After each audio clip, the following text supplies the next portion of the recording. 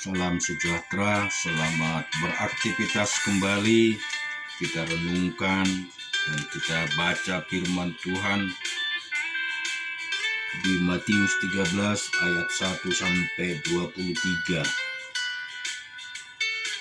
Pada hari itu keluarlah Yesus dari rumah itu dan duduk di tepi danau. Maka datanglah orang banyak berbondong-bondong lalu menggerumuni dia sehingga ia naik ke perahu dan duduk di situ, sedangkan orang banyak semuanya berdiri di pantai. Dan ia mengucapkan banyak hal dalam perumpamaan kepada mereka. Katanya, adalah seorang penabur keluar untuk menabur. Pada waktu ia menabur, sebagian benih itu jatuh di pinggir jalan. Lalu datanglah burung dan memakannya sampai habis. Sebagian jatuh di tanah yang berbatu-batu, yang tidak banyak tanahnya.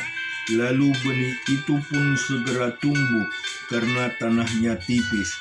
Tetapi sesudah matahari terbit, layulah ia dan menjadi kering karena tidak berakar. Sebagian lagi jatuh di tengah semak duri, lalu makin besarlah semak itu dan menghimpitnya sampai mati. Dan sebagian jatuh di tanah yang baik, lalu berbuah, ada yang 100 kali lipat, ada yang 60 kali lipat, ada yang 30 kali lipat. Siapa bertelinga hendaklah ia mendengar. Maka datanglah murid-muridnya dan bertanya kepadanya, mengapa engkau berkata-kata kepada mereka dalam perumpamaan? Jawab Yesus, kepadamu diberi karunia untuk mengetahui rahasia kerajaan sorga, tetapi kepada mereka tidak. Karena siapa yang mempunyai, kepadanya akan diberi, sehingga ia berkelimpahan. Tetapi siapa yang tidak mempunyai, apapun juga yang ada padanya, akan diambil daripadanya. Itulah sebabnya aku berkata-kata dalam perumpamaan kepada mereka, karena sekalipun melihat, mereka tidak melihat, dan sekalipun mendengar, mereka tidak mendengar dan tidak mengerti. Maka pada mereka genaplah nubuat Yesaya yang berbunyi, kamu akan mendengar dan mendengar, namun tidak mengerti. Kamu akan melihat dan melihat, namun tidak menanggap. Sebab hati bangsa ini telah menebal dan telinganya berat mendengar, dan matanya melekat tertutup, supaya jangan mereka melihat dengan matanya, dan mendengar dengan telinganya, dan mengerti dengan hatinya, lalu berbalik sehingga aku menyembuhkan mereka. Tetapi berbahagialah matamu karena melihat dan telingamu karena mendengar. Sebab aku berkata kepadamu, sesungguhnya banyak nabi dan orang benar ingin melihat apa yang kamu lihat, tetapi tidak melihatnya, dan ingin mendengar apa yang kamu dengar, tetapi tidak mendengarnya. Karena itu dengarlah arti perumpamaan penabur itu. Kepada setiap orang yang mendengar firman tentang kerajaan surga, tetapi tidak mengertinya, datanglah si jahat dan merampasnya yang ditaburnya dalam hati orang itu.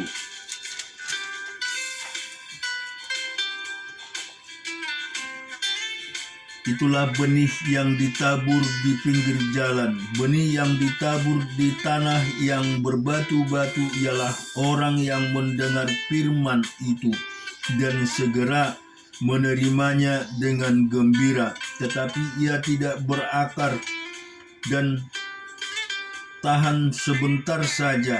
Apabila datang penindasan atau penganiayaan karena firman itu, orang itu pun segera murtad Yang ditaburkan di tengah semak duri ialah orang yang mendengar firman itu, lalu kekhawatiran dunia itu dan tipu daya kekayaan menghimpit firman itu sehingga tidak berbuah. Yang ditaburkan di tanah yang baik ialah orang yang mendengar firman itu dan mengerti, dan karena itu ia berbuah, ada yang 100 kali lipat, ada yang 60 kali lipat, ada yang 30 kali lipat. Kita juga akan renungkan di Ayub 20 ayat 1 sampai 15. Pendapat Jepar bahwa sesudah kemujuran sebentar orang fasik akan binasa. Maka Zopar orang Naama menjawab, oleh sebab itulah pikiran-pikiranku mendorong aku menjawab, karena hatiku tidak sabar lagi. Kudengar teguran yang menghina aku, tetapi yang menjawab aku ialah akal budi yang tidak berpengertian. Belumkah engkau mengetahui semuanya itu sejak dahulu kala, sejak manusia ditempatkan di bumi, bahwa sorak-sorai orang fasik hanya sebentar saja, dan sukacita orang durhaka hanya sekejap mata. Walaupun keangkuhannya sampai ke langit, dan kepalanya mengenai awan, namun seperti tahinya ia akan binasa untuk selama-lamanya. Siapa yang pernah melihatnya bertanya, di mana dia? Bagaikan impian ia melayang hilang tak berbekas, lenyap bagaikan penglihatan waktu malam. Ia tidak lagi tampak pada mata yang dilihatnya, dan tempat kediamannya tidak melihatnya lagi. Anak-anaknya harus mencari belas kasihan orang miskin, dan tangan sendiri harus mengembalikan kekayaannya. Tulang-tulangnya boleh penuh tenaga orang muda, tetapi tenaga itu pun akan membaringkan diri bersama dia dalam debu. Sungguh pun kejahatan manis rasanya di dalam mulutnya, sekalipun ia menyembunyikannya di bawah lidahnya, menikmatinya serta tidak melepaskannya, dan menahannya pada langit-langitnya. Namun berubah juga makanannya di dalam perutnya, menjadi bisa ular tedung di dalamnya. Harta benda ditelannya, tetapi dimuntahkannya lagi. Allah yang mengeluarkannya dari dalam perutnya. Kita juga akan baca di dalam Hakim-Hakim 13 ayat 1 sampai dengan 15. Orang Israel melakukan pula apa yang jahat di mata Tuhan. Sebab itu Tuhan menyerahkan mereka ke dalam tangan orang Filistin 40 tahun lamanya. Pada waktu itu ada seorang dari Zora, dari keturunan orang Dan, namanya Manoah. Istrinya mandul tidak beranak. Dan malaikat Tuhan menampakkan diri kepada perempuan itu dan berfirman kepadanya, demikian, memang engkau mandul, tidak beranak, tetapi engkau akan mengandung dan melahirkan seorang anak laki-laki. Oleh sebab itu, peliharalah dirimu, jangan minum anggur atau minum yang memabukkan, dan jangan makan sesuatu yang haram, sebab engkau akan mengandung dan melahirkan seorang anak laki-laki. Kepalanya takkan kena pisau cukur, sebab sejak Dari kandungan ibunya anak itu akan menjadi seorang nasir Allah, dan dengan dia akan mulai menyelamatkan orang Israel dari tangan orang Filistin. Kemudian perempuan itu datang kepada suaminya dan berkata, telah datang kepadaku seorang abdi Allah yang rupanya sebagai rupa malaikat Allah. Amat menakutkan, tidak kutanyakan dari mana datangnya, dan tidak juga diberitahukannya namanya kepadaku. Tetapi ia berkata kepadaku, engkau akan mengandung dan melahirkan seorang anak laki-laki. Oleh sebab itu, janganlah minum anggur atau minuman yang memabukkan, dan janganlah makan sesuatu yang haram, sebab sejak dari kandungan ibunya sampai pada hari matinya, anak itu akan menjadi seorang nasir Allah. Lalu Manoah memohon kepada Tuhan, katanya, ya Tuhan, berikanlah kiranya abdi Allah yang kau utus itu. Datanglah pula kepada kami dan mengajar kami apa yang harus kami perbuat kepada anak yang akan lahir itu. Maka Allah mendengarkan permohonan Manoah, sehingga malaikat Allah datang pula kepada perempuan itu ketika ia duduk di padang, dan ketika Manoah suaminya itu tidak ada bersama-sama dengan dia. Kemudian perempuan itu segera berlari memberitahukan kepada suaminya, katanya kepadanya, orang yang datang kepadaku baru-baru ini menampakkan diri pula kepadaku. Lalu bangunlah Manoah dan mengikuti istrinya. Setelah sampai kepada orang itu, berkatalah ia kepadanya, engkaulah orang yang telah berbicara kepada perempuan ini. Jawabnya, benar. Lalu kata Manoah, dan apabila terjadi yang kau katakan itu, bagaimanakah nanti cara hidup anak itu dan tingkah lakunya? Jawab malaikat Tuhan itu kepada Manoah, perempuan itu harus memelihara diri terhadap semua yang kukatakan kepadanya. Janganlah ia makan sesuatu yang berasal dari pohon anggur-anggur atau minuman yang memabukkan, tidak boleh diminumnya, dan sesuatu yang haram tidak boleh dimakannya. Ia harus berpegang pada segala yang kuperintahkan kepadanya. Kata Manoah kepada malaikat Tuhan itu, perkenankanlah kami menahan engkau di sini, supaya kami mengolah anak kambing bagimu. Kita juga akan merenungkan firman Tuhan di Keluaran 35 ayat 16 sampai dengan 35.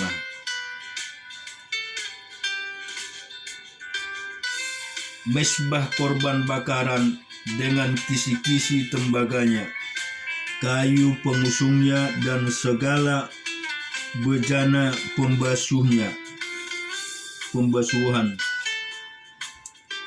dengan alasannya, layar pelataran tiangnya, alasnya, dan tirai pintu gerbang pelataran itu, patok kemah suci dan patok pelataran dan talinya, pakaian jabatan untuk menyelenggarakan kebaktian di tempat kudus, dan pakaian kudus bagi imam Harun dan pakaian anak-anaknya untuk memegang jabatan imam. Lalu pergilah segenap jemaah Israel dari depan Musa. Sesudah itu datanglah setiap orang yang tergerak hatinya, setiap orang yang terdorong jiwanya, membawa persembahan khusus kepada Tuhan untuk pekerjaan melengkapi kemah pertemuan dan untuk segala ibadah di dalamnya dan untuk pakaian kudus itu. Maka datanglah mereka, baik laki-laki maupun perempuan, setiap orang yang terdorong hatinya dengan membawa anting-anting hidung, anting-anting telinga, cincin meterai, dan kerongsokan segala macam barang emas. Demikian juga setiap orang yang mempersembahkan persembahan ujukan dari emas bagi Tuhan.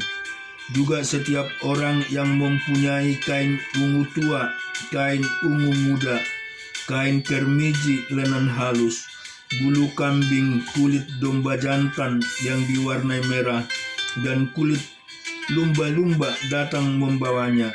Setiap orang yang hendak mempersembahkan persembahan khusus dari perak dan tembaga, membawa persembahan khusus yang kepada Tuhan itu, dan setiap orang yang mempunyai kayu penanga membawanya juga untuk segala pekerjaan mendirikan itu.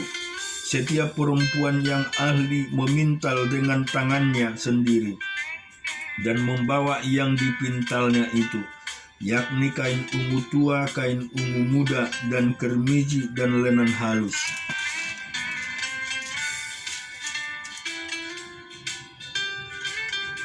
Semua perempuan yang tergerak hatinya oleh karena ia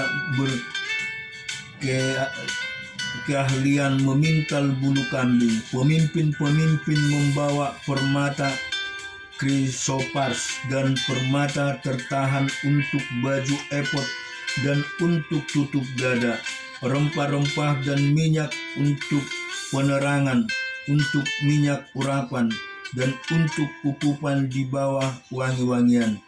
Semua laki-laki dan perempuan yang terdorong hatinya akan membawa semua untuk segala pekerjaan yang diperintahkan Tuhan dengan perantaraan Musa untuk dilakukan mereka itu, yakni orang Israel, membawanya sebagai pemberian sukarela bagi Tuhan.